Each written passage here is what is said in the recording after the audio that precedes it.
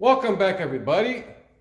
Since we picked too much on Doordash, I figured we give Doordash a little break and we talk about Ubereats.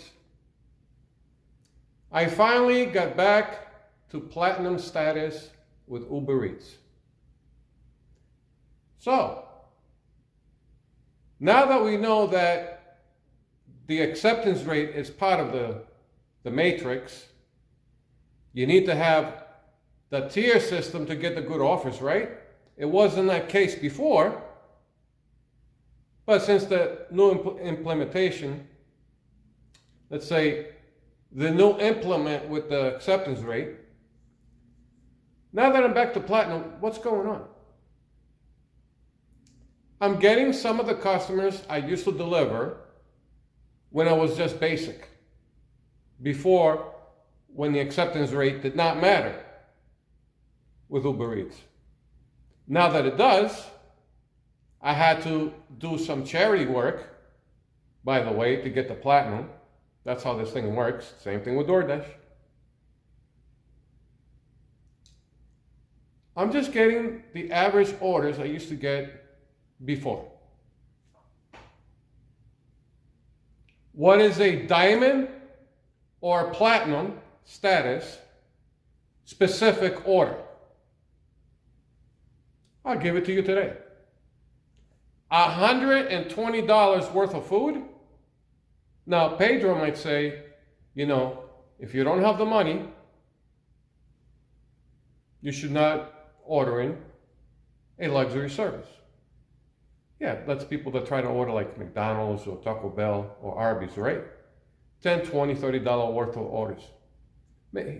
Pedro says just make something at home. I agree.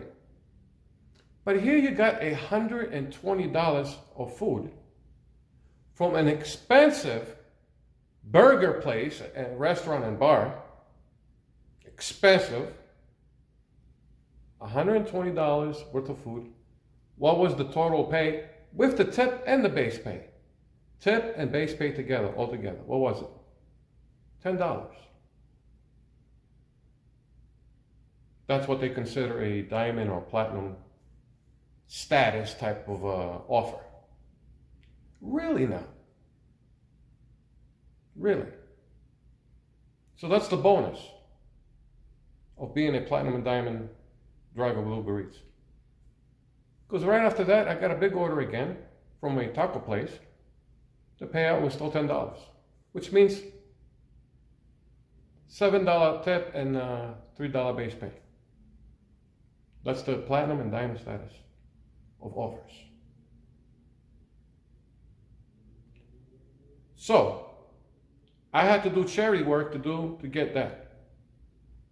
Just to get a few extra crumbs for gigantic orders. And they're still sending shenanigan orders in between. $3 for 10 miles, $5 for 20 miles. But on the flip side, today, I did 0 offers on a Saturday. There's something going on with Doordash. Even Aaron up in Chandler, he's seen the difference with Doordash. Today, 0 offers with Doordash. In the afternoon, no orders came in at all. At night, the ones that were coming in, they were garbage. And there weren't that many. There weren't that many either. And the ones that did come in, they were garbage, totally. And what did Doordash do in this market? I know I said, let's not pick on Doordash, but there's so many shenanigans with Doordash, guys. There's so much of it. Doordash hired new drivers for this market, where it's a slowdown right now, where you need less drivers. They hired new drivers. They added more gasoline to the fire. And here's with Doordash, the issue. Or let's say, let's make it make sense with Doordash. There's a lot of bullshit offers. Doordash will hire more drivers, because the new drivers are not going to know much, with the hope they're going to get the bullshit offers. Because they know the veterans are not picking it up. So we'll hire new drivers. They might be able to pick it up. That's not what's going on. I don't know how Doordash thinks they can win with this type of strategy that they're doing. This is what they're doing. Instead, the good offers are going to the new people because if they give the shitty orders, they're not going to stay, they're going to leave. They're going to go to other platforms. So they're giving the best orders right now to the new guys, and they're sending everybody else who's a veteran $3. But I got news for you, DoorDash. The veterans have a lot of apps. Because they are prepared for this. They know this shit. They know how it's going to go down. That's why they got more apps. Been there, done that. The veterans know about it. The new guys don't. The new guys, most of them, they only got one app, and it's DoorDash. But they're sending the good offers to the new guys. How I know this? $3 was most of the offers that were coming in with DoorDash on a Saturday. I've seen bad Saturdays. This was one of the worst Saturdays. $3 offers. And to go pick up from Little Caesars, where you wait there 45 minutes to an hour. Really?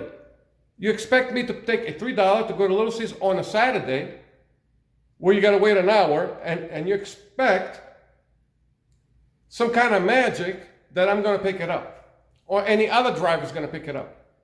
Well, the new guys better pick it up, but you're not doing that. You're sending good offers now to the new guys to keep them in.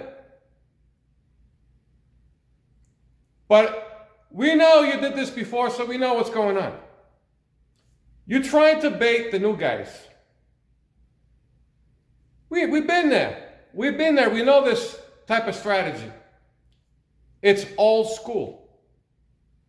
They're trying to tip the new guys with good offers for a couple of weeks, get them in there. Then they try to send them shenanigans orders after a couple of weeks or so. Then they're going to start sending them shenanigan orders. I don't know how the math from DoorDash, I don't get it. And the other thing with Ubereats, I'm just getting the regular customers that I was getting before the changes. I was just a basic level driver. I was getting these customers. Now I have to fight to get the same customers for the same payouts, pretty much. It's the same payouts. But the difference was, for me to get into the higher tier, I had to do charity. There you go. That was the difference.